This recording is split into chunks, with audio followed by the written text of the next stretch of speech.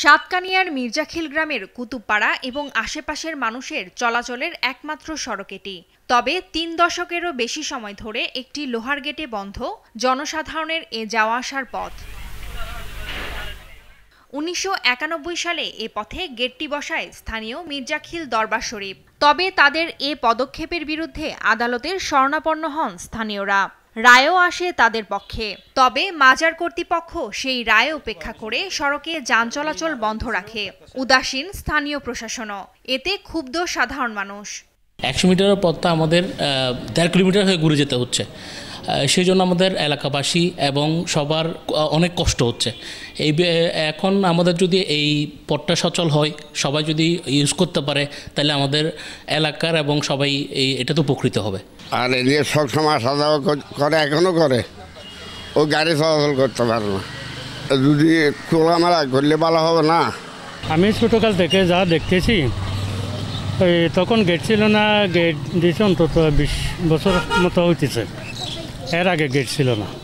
১৯৯২ সালে গেটটি অপসারণের নির্দেশ দেয় আদালত। ১৯৯৪ সালে তৎকালীন রাষ্ট্রপতি আব্দুর রহমান বিশ্বাসও এটি অপসারণের নির্দেশ দেন। পরে রায়ের বিরুদ্ধে দরবার কর্তৃপক্ষ আপিল করায় নিম্ন আদালত থেকে উচ্চ আদালত পর্যন্ত একাধিক রায়েও গেটটি খুলে দেওয়ার নির্দেশ দেওয়া হয়। সবশেষ চলতি বছরের ৫ সেপ্টেম্বর গেটটি অপসারণে রুল জারি করে হাইকোর্ট। সরকারি রাস্তা যেটা গ্রামের মানুষরা ব্যবহার করবে, এটা গত ৩৪ বছর ধরে গেট এবং পাল্লা দিয়ে আপনার বন্ধ করে রেখেছে। এটা যেমন একদিক দিয়ে আমার নাগরিক অধিকার ক্ষুণ্ণ হচ্ছে, তেমন একজন ব্যবহারকারী হিসাবে আমি ওটা নির্বিঘ্নে ব্যবহার করতে পারছি না, যেটা আগে আমরা পারতাম। এটা অনেক চড়া একটা রাস্তা, যেটা চারিদিক দিয়ে ছোটো করে আনা হয়েছে, প্লাস এটার মধ্যে আপনার গেট দিয়ে পাল্লা লাগিয়ে এটা গাড়ি চলাচলের অনুপযুক্ত করে দেওয়া হয়েছে। সম্মান সবসময় মর্যাদা বলেন, ধর্মীয় প্রতিষ্ঠান বলেন, এবং সব মানুষের প্রতি কিন্তু আমাদের সম্মান আছে। কিন্তু আপনি যদি জোর করে সরকারি রাস্তা দখল করে গেট লাগিয়ে আমাকে গাড়ি থেকে নামিয়ে যদি বলেন যে সম্মান প্রদর্শন করতে হবে, তাহলে এটা কিন্তু আসলে ঠিকমতো যাচ্ছে না। আমরা কিন্তু সবাইকে সম্মান করি, ধর্মীয় প্রতিষ্ঠানকে তো আরও বেশি সম্মান করি।